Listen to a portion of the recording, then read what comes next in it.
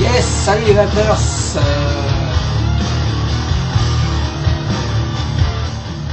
Salut les vapeurs, ça rage de retour. On est samedi 11 octobre, il est 12h57 et 7 secondes. Une revue à l'arrache, comme une envie de pisser, si je puis dire. J'avais pas prévu de faire ça aujourd'hui du tout. Et puis je dois renvoyer la Mini Anna à son propriétaire lundi matin. Donc avant de faire le paquet, etc., je voulais faire un petit comparo, un petit combat des mini box, des mini DNA 30. Je sais que ça intéresse pas mal de monde, ces petites box bien compactes. Une review, je vais pas faire une review, je vais faire un truc vite fait. J'ai rien préparé là, j'ai juste voilà, ouvert les pages des shops, essayé de regarder vite fait ce que je peux dire dessus.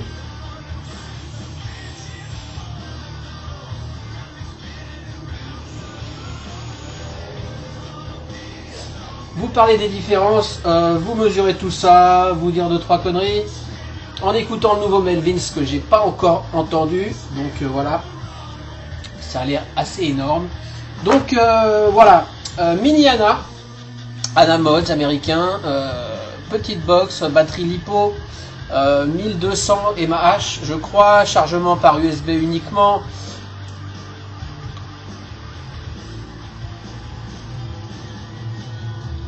Actuellement à 12 watts sur un Nautilus. Quoi dire. Je regarde vite fait. Le prix 239,90 €. Les Anna, faut savoir que la mini, celle-ci et la grande qui a un accu 650 dedans qu'on change, sont au même prix, me semble. C'est très bizarre.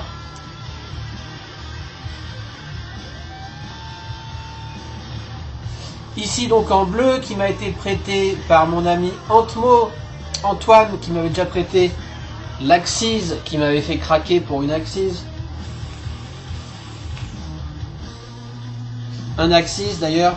Bref, merci Antoine, ça repart, ça fait un moment que je l'ai, je sais que ça ne te dérangeait pas. Donc l'ANA existe en plein de couleurs, bleu, rouge, vert, orange, gunmetal, noir, alu, enfin un paquet super dur à choper. Il y a un shop français qui s'est lancé dans l'aventure, qui a eu l'exclu, qui n'a pas trop assuré son job. Ça a été la mission, donc voilà, pour la ANA. Moi j'aimais beaucoup la ANA grande, enfin j'avais qu'une Cloupor mais c'était pareil. Le form factor de la grande me satisfaisait beaucoup. Je trouve la petite un peu moins sexy, ce petit pavé, ce petit cube, ce petit machin quoi. Assez épais, en même temps ça a l'avantage de bien passer les atos en 22, ce qui est pas mal aussi.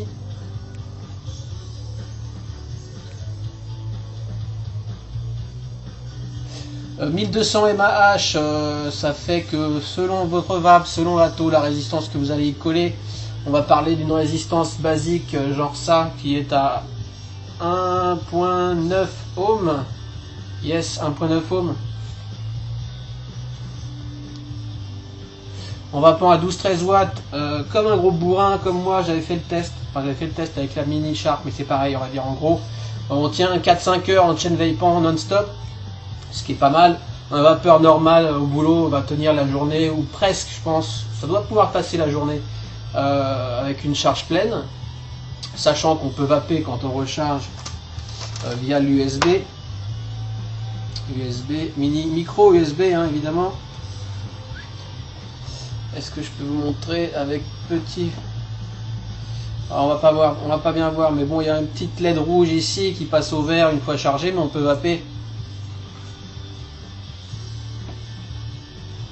pendant qu'on charge. Donc au bureau c'est bien pratique quand on est devant son ordi, si on bosse sur un ordi. Dans la voiture si on achète un adaptateur allume-cigare micro USB, enfin voilà quoi, c'est quand même bien pratique. Un vapeur normal tiendra la journée je pense sans problème. Un vapeur bourrin tiendra pas la journée mais une bonne demi-journée.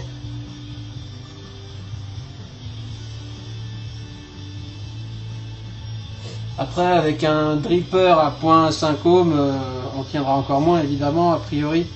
Mais en tout cas la Mini ANA elle, bizarrement, c'est le même chipset, c'est un DNA 30 dans les deux, mais la Mini ANA, elle, supporte jusqu'à 0.3 ohm.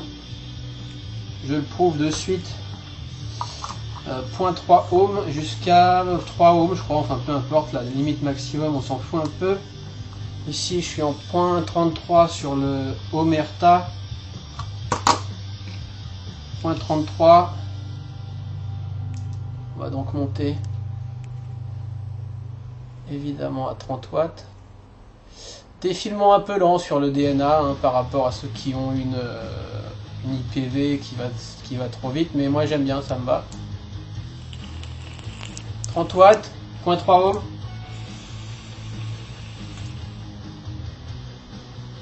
Ça fonctionne, certains pensent que 30 watts c'est un peu léger pour du dripper. Je le pensais aussi, finalement c'est pas mal. Des fois j'aimerais pouvoir aller à 35 watts, 40 watts, mais 30 watts en fait c'est bien. Donc voilà, 0.3 ohms sur la ANA, par contre la Shark elle descend pas sous les 0.5 ohms. Je sais pas pourquoi, je pense que quand les modeurs quand ils achètent le chipset ils peuvent régler la limite basse. De toute façon, comme chacun sait, descendre en ohms sur une box électro n'a aucun intérêt. N'en déplaise à certains bourrins idiots, n'est-ce pas, ça y est.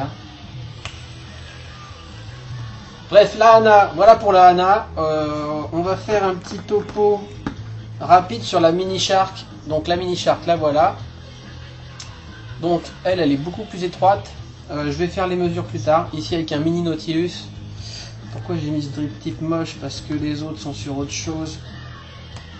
Je préfère lui coller un petit shorty. Un petit shorty. Alors, 11 watts 6, on va mettre à 12 watts. Pour finir avec la ANA, les boutons. Enfin, on verra en gros plan. Clicky, les trois mêmes boutons. Avec une petite cup sur le bouton Fire. Enfin bref, moi j'aime bien ces boutons là. Certains ont mal aux doigts. Oh là là, les chochottes. Au début, c'est vrai que ça peut faire mal aux doigts, mais en fait, ça fait pas mal aux doigts. Voilà.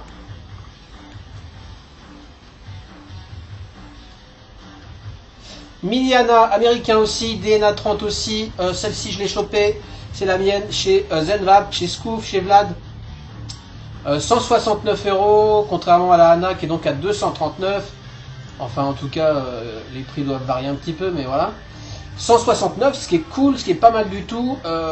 Donc les deux existent en grand, hein, ça c'est les deux LiPo. Là, 1200, 1300 mAh pour la Shark, un petit peu plus. Voilà.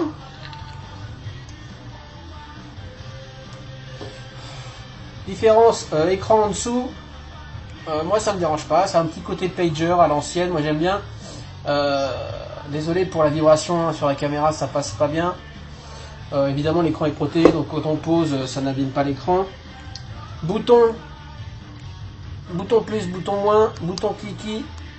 Très agréable pour le feu Fire et qui s'allume autour, j'adore. Même si on va voir que...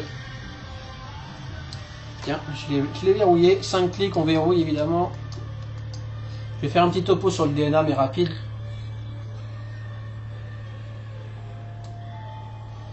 Niveau form factor, franchement je préfère nettement celle-là. Pour quitte à prendre une mini, je trouve que celle-ci, par rapport à ça, vous voyez, disons qu'au niveau hauteur c'est quasi sensiblement exactement pareil, mais niveau épaisseur c'est sensiblement très différent.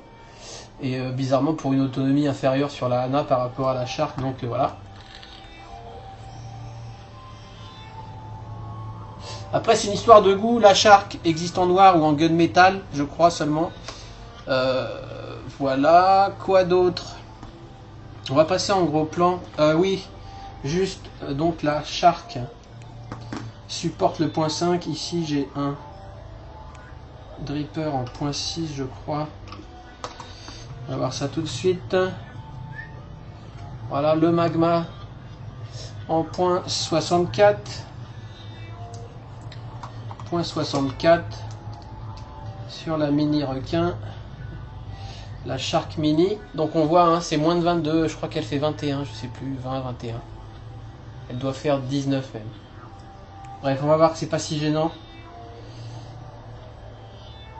Je monte à 30 watts. Allez, 6, 27, 28, 29, 30. 30 watts.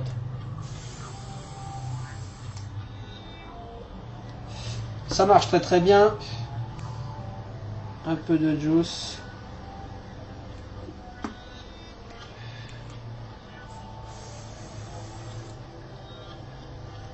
Pas de lag, non, pas de lag.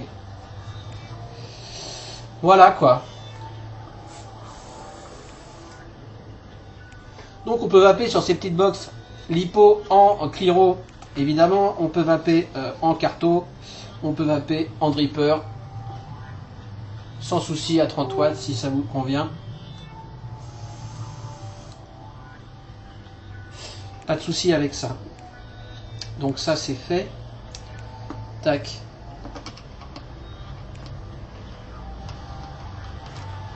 Ok. On va passer en gros plan. Je vais mesurer tout ça vite fait. Et parler vite fait du DNA également et d'autres petits détails. Allez hop, c'est parti. Oh là là, c'est parti, c'est parti. Hop. Gros plan sur les deux mini box. Donc, hop,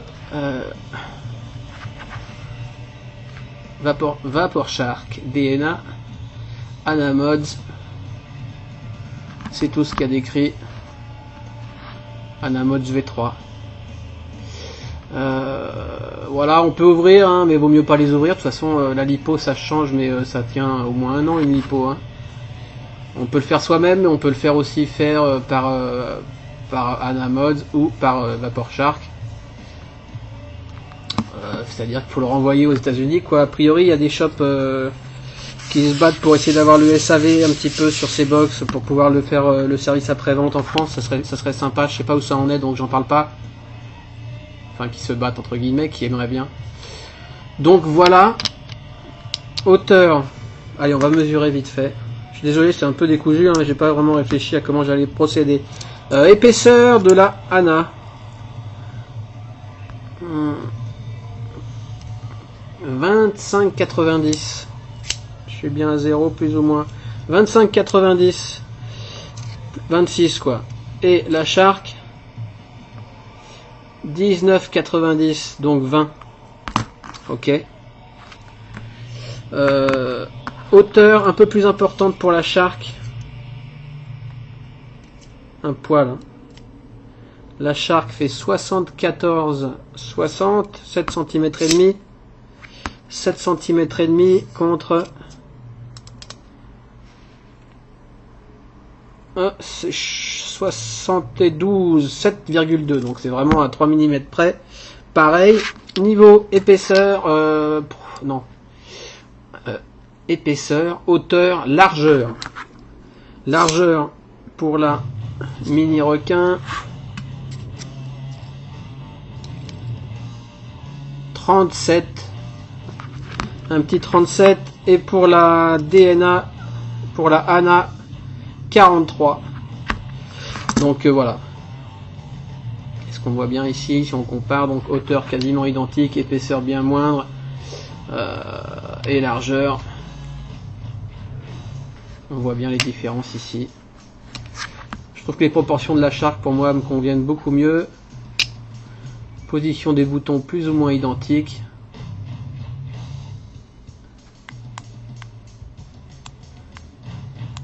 Petit glow bleu sympa sur la Shark. Ah, très important. Connecteur. Connecteur sur la ANA non réglable.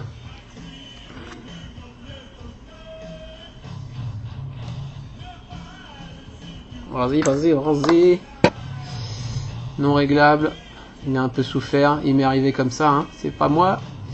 Ce qui est pas mal avec celui-là, c'est qu'il y a cette petite cup, ce petit renfoncement, ce qui fait que en plus ça va jusqu'à 23 je crois, donc ça accepte les atos en 23. Yes. Et ce qui est pas mal, notamment avec un carto, je vais essayer, je vais verrouiller, tiens.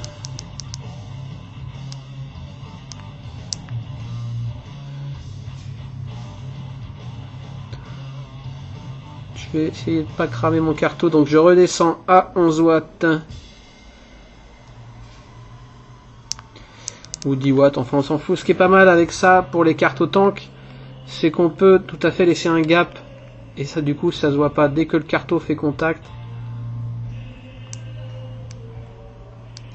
On s'arrête. Et du coup on a une bonne arrivée d'air. Et du coup ça se voit pas puisque il y a cette petite cup.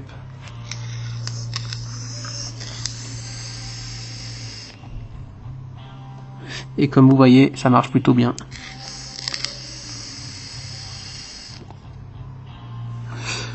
Ça marche plutôt bien avec, comme toujours, je répète, je rabâche mon petit coup de Dremel au cul du carto pour augmenter l'airflow. Sur la Shark, très très bien, le plot est spring loaded, relativement souple, donc ça vient s'adapter tout seul.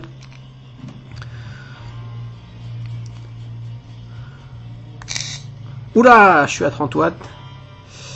Ok, on va descendre tranquillou.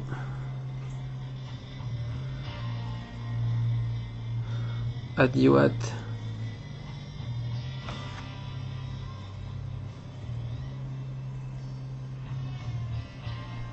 Yes.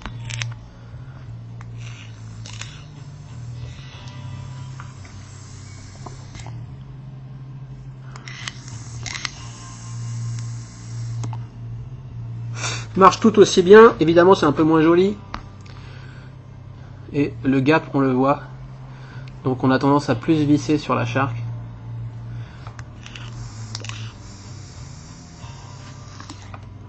Et du coup on restreint l'airflow. Donc avantage à celui-là à celle-ci pour le carto tank. Avantage grave sur celle-là pour le spring loaded. Voilà. Il y a des petites arrivées d'air qui sont pas hyper efficaces, je trouve perso. Donc voilà. Quoi d'autre? Petit topo sur le DNA. DNA 30, donc de 7 à 30 watts, je crois. Je dis peut-être une ânerie. Je vais essayer de pas dire d'ânerie. Je dois avoir ça sous les yeux. Minimum avec les réglages d'FM, puissance 7 à 8 watts. Je trouve plus. Je crois que c'est ça, mais de toute façon, il suffit d'aller voir. Hein. Je suis bête un petit peu. Voilà, 7. De 7 à 30 watts. Le menu 1, 2, 3, 4, 5. Locked. Alors, à savoir qu'un DNA, ça ne sait ça. Il n'y a pas de fonction éteindre, quoi. Hein. Ça se met en veille assez rapidement. On va voir ça.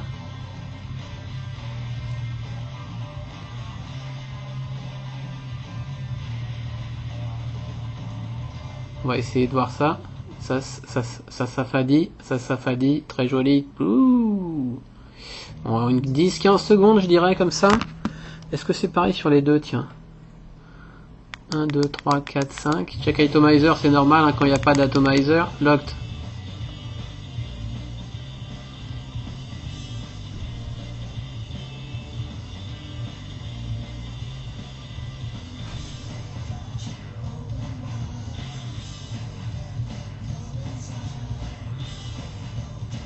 Voilà, ça s'affadit au bout de 10 secondes peut-être. Et à 15 secondes, c'est en veille. Mais ce n'est pas éteint. Donc, si on s'en sert pas pendant longtemps, attention, une lipo, faut pas la décharger trop bas. Donc, à recharger régulièrement. Je sais pas trop, ça doit se décharger très peu en veille. Hein. Mais si on laisse plusieurs mois, je pense que ça se décharge quand même. Et risque de niquer la lipo, quoi. Donc, 5 pour locker. Donc là, évidemment, c'est lock.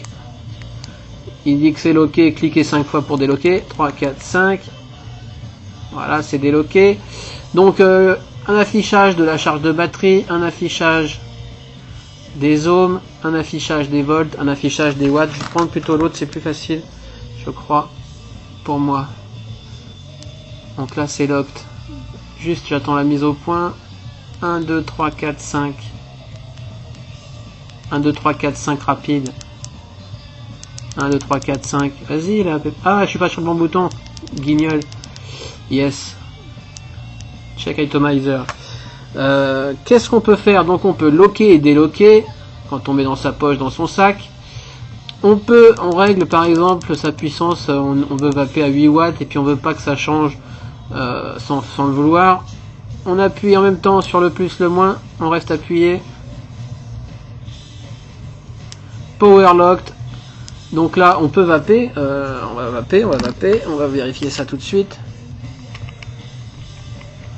Donc pareil sur les deux box, hein. On vape.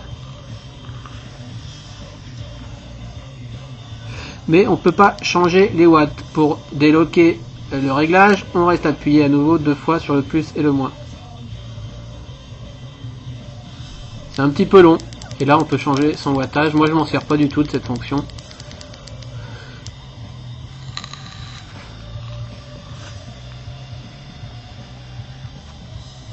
Ce qu'on peut faire d'autre, alors 1, 2, 3, 4, 5, on lock et on maintient appuyé le fire et le moins. On appuie en même temps et on reste appuyé. Normal mode, on reste appuyé, c'est un peu long. Stealth mode, on relâche, on déloque. Stealth mode, c'est le mode discret, c'est-à-dire qu'on peut vaper et l'écran s'allume pas. Je vois pas bien à quoi ça sert, à part peut-être économiser un poil de batterie.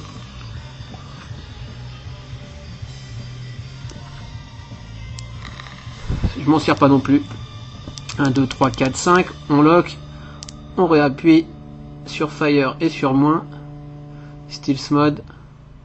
On reste appuyé jusqu'à ce que ça affiche. Normal mode. On relâche. On déloque. Et on est à nouveau en normal mode. Donc quand on fire, on voit, quand il y a un atto, on voit les ohms, on voit quand on fire les volts que ça envoie et les watts, ce qui est pas mal. Autre chose à noter, oui, important. Je vais finir avec les modes. 1, 2, 3, 4, 5, on lock. Donc je suis locké, mise au point. Et là on maintient le fire et le plus. Left mode, gauche, donc mode à gauche, on reste appuyé. Right mode, mode à droite, et on voit que l'écran, on déloque, on voit que l'écran du coup a changé de sens d'affichage. Donc ça c'est en fonction de votre façon de voir l'écran. Moi j'aime bien le mater comme ça là, donc là pour le coup il est à l'envers quoi. Après ça dépend si on est droitier, si on est gaucher, comment on tient sa box. En tout cas c'est pas mal de pouvoir faire ça. Donc 1, 2, 3, 4, 5, je relock. Bouton fire, bouton up. Alors mode à droite, on reste appuyé jusqu'à ce que ça marque mode à gauche. Left mode, on relâche. On déloque. Et voilà. Donc sympatoche, je crois que c'est tout.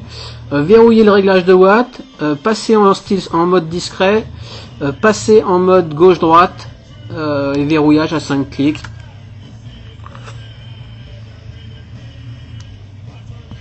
Je crois que c'est tout. Oui, chose que je voulais dire que certains ne savent pas ou ne comprennent pas ou n'appréhendent pas. On va mettre dessus donc un dripper à 0.33 ohms.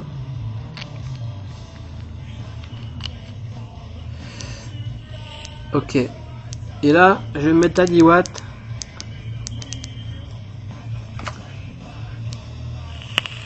Et on voit, donc lui il me dit 0.4. On voit que ça clignote les ohms. Qu'est-ce que ça veut dire quand on met un atto avec une résistance basse et que ça clignote? Ça veut dire que j'ai beau avoir réglé à 10 watts et ça a beau marcher. Ça veut dire que ça envoie pas 10 watts. D'ailleurs, ça se sent, la vape est bien trop costaud. C'est pas du 10 watts. C'est-à-dire que le DNA, en fait, il fait que booster, il peut pas envoyer moins que la charge de l'AQ. Donc en fonction de la charge de l'AQ lipo interne, par exemple, comment expliquer ça? Je suis pas un pro en électro, hein. Je vais monter jusqu'à ce que ça arrête de clignoter. Sachant que pour vérifier que ça arrête de clignoter, il faut firer. Ça clignote toujours à 15 watts. Normalement, ça devrait être vers 18 watts. 18, 19, voire 20 watts. Voilà, ça clignote toujours. Allez, 19 watts. 19 watts, non. 20 watts. Non plus. 21 peut-être. Ah la vache. Allez, 22. Ah, je suis épaté là. Ok, 23. À un moment donné, ça va s'arrêter de clignoter. Voilà, on va redescendre. On va voir 22,9, 22,8, 22,7, 22,6, 22,5. Je vais cramer mon coton. À faire ces âneries. J'arrive à mon explication. Alors, tiens, là ça clignote. 22,5, ça clignote. 22,6, ça clignote. 22,6, ça clignote pas. Donc,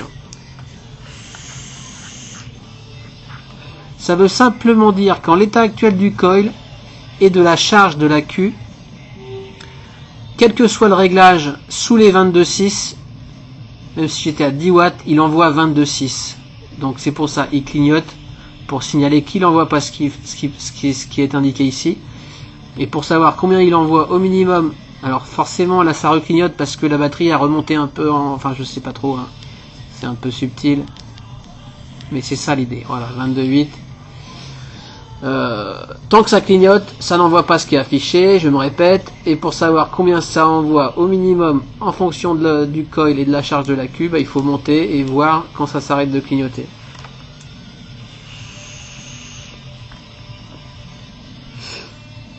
Encore une preuve que coiler bas sur une DNA, ça n'a aucun intérêt, sachant que le DNA 4, DNA 40 qui arrive, lui, il va réguler à la baisse, il pourra envoyer moins que la charge de la Q, mais bon bref, la question n'est pas là pour le moment. Donc ça c'était important à noter, je trouve. Mais par exemple, on va aller jusqu'au bout de la démonstration, même avec un coil à 0.6, qui est déjà un petit peu plus haut. Qu'est-ce que ça me dit? Je vais m'en foutre partout, c'est pas grave. 0.6 ici, alors combien? Pour le coup, ça devrait être moins que 22 watts. Si je dis pas de bêtises, ça devrait être vers les 20, peut-être 21 watts alors. On va voir ça. Yes. Ici, à 20 watts. Ça clignote plus. Si je descends à 19 watts, ça clignote pas. Si je descends à 18,5, toujours pas. À 18, non plus. 17,5, non plus. 17 non plus. Bon, on va y arriver. 16. Oh. 15. Voilà. Alors 15.2. Non. 15.4. Non plus. 15.5. Non plus. 15.6. Non plus. 15.7. C'est un peu bizarre, mais vu que j'enchaîne les fires, le niveau de la batterie, voilà, enfin bon bref. Voilà. Avec un 0.6, je pourrais pas envoyer sous les 15 watts 7.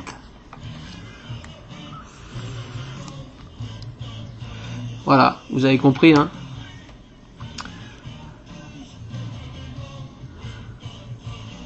Donc, même si je me mets à 7 watts, ça fire, mais ça clignote et ça envoie 15.7 watts. Donc voilà, bon à savoir. Au niveau de... Qu'est-ce que je voulais parler d'autre?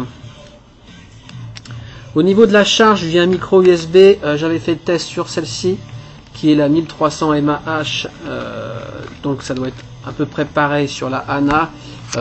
Accu complètement déchargé, branché sur un ordi en micro USB, 1h30 pour une recharge complète.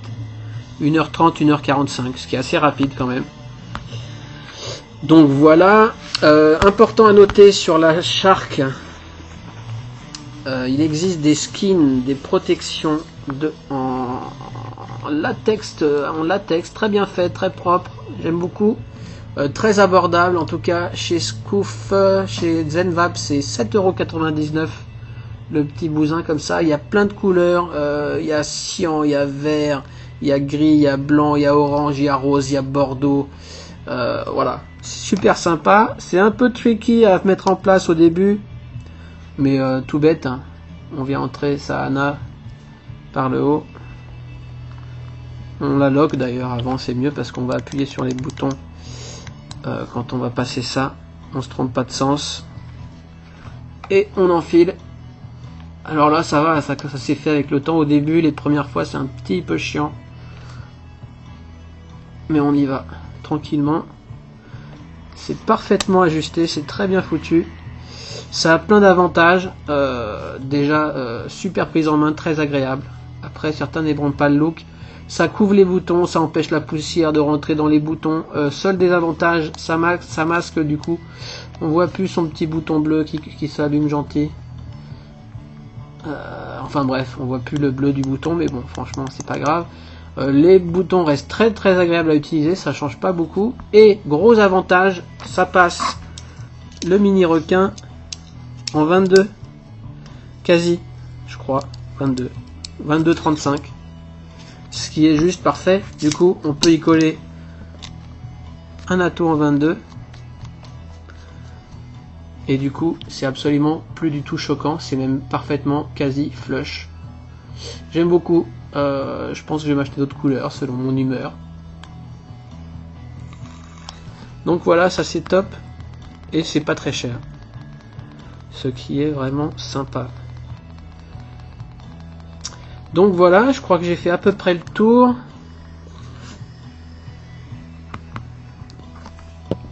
A priori, les deux box sont en aluminium. Ah oui, il y a ça à noter. Ça, c'est un aluminium anodisé, je pense, très durable, il n'y a aucun souci. Elle a quand même vécu cette petite Hana bleue là. On voit, ça bouge pas. Ça bouge pas. Par contre, la Shark, c'est de la peinture a priori, hein, je sais pas quel type de peinture, mais déjà on voit au niveau de la taux, à force de visser, dévisser, j'ai déjà une petite écaille là qui est partie de peinture. J'essaie de faire attention, ça part plus ou moins vite. Comment on fait attention à sa box? J'ai mis la skin tout de suite. Certains qui n'ont pas acheté de skin tout de suite, ça part un peu partout sur la box, c'est pas très chouette, c'est un peu ballot.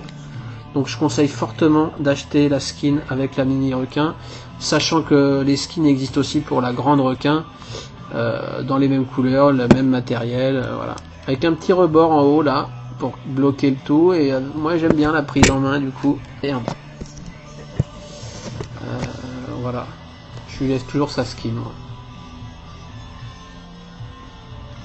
Donc voilà.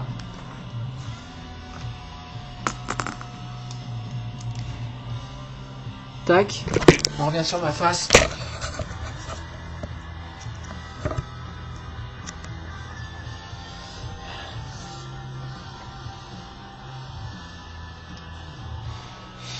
Moi je suis à fond dans les box en ce moment, hein, vous l'aurez sûrement remarqué. Les tubes c'est bien, mais les box c'est mieux. Pourquoi? C'est peut-être un moins bel objet, mais moi je trouve la prise en main absolument meilleure qu'un tube. Il n'y a aucun entretien, ou quasi, un petit coup de chiffon de temps en temps.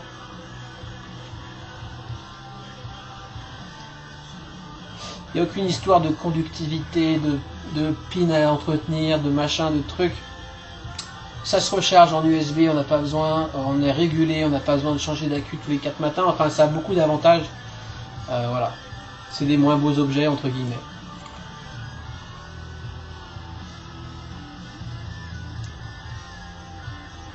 Et puis voilà, c'est assez versatile, 30 watts, ça peut en rebuter certains, c'est pas suffisant pour certains, ça je l'entends tout à fait. Même moi au départ, 30 watts sur Dripper, je trouvais ça weak, je trouvais ça faible, et en fait maintenant,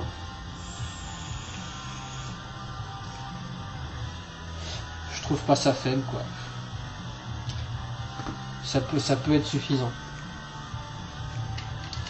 pour une vape de la journée tranquille.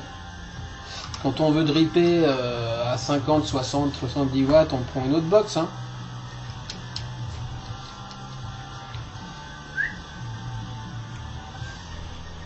En l'occurrence, moi je prends ma Axis ou je prends ma IPv2 préférée pour vaper à 50, 60 watts de temps en temps. C'est sûr, c'est pas la même. Hein. Mais on peut pas vaper toute la journée à ces puissances-là. Hein. Enfin bon, voilà. C'était mon petit retour sur les mini box DNA30 à base de lipo. J'espère que ça vous aura intéressé. J'avais pas mal de questions là-dessus. Comparo, qu'est-ce que tu en penses de celle-ci, laquelle tu conseilles? Désolé, c'est une vidéo un peu à l'arrache, un petit vlog à base de box quoi. Hein. Un petit Watames boxesque.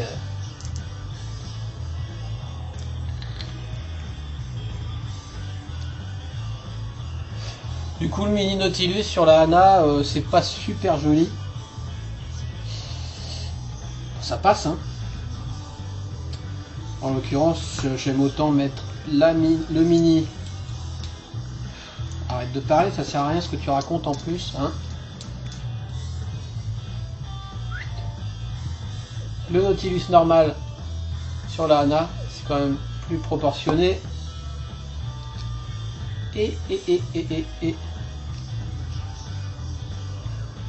Pas très métal ça. Le mini sur la requin.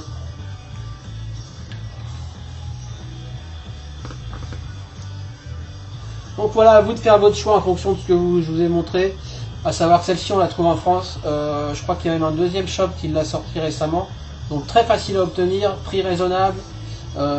Pièce skin, on peut aussi. Ah oui, on peut aussi. Il y a un chargeur Wi-Fi. Wi-Fi ou je sais pas quoi. Attendez. Un récepteur sans fil, donc on vient brancher dans le micro USB un petit machin et une petite carte qu'on vient glisser sous la skin, donc c'est assez plat, et on a une base à 25 €, un socle de charge par induction qu'on vient brancher sur l'USB, c'est un petit rond comme ça, une petite coupelle noire en plastique, on vient poser sa Hana dessus, comme ça existe pour des souris, etc. Et ça recharge sans branchement quoi, c'est un peu gadget, je crois que c'est pas encore super au point. Mais en tout cas, ça mérite d'exister.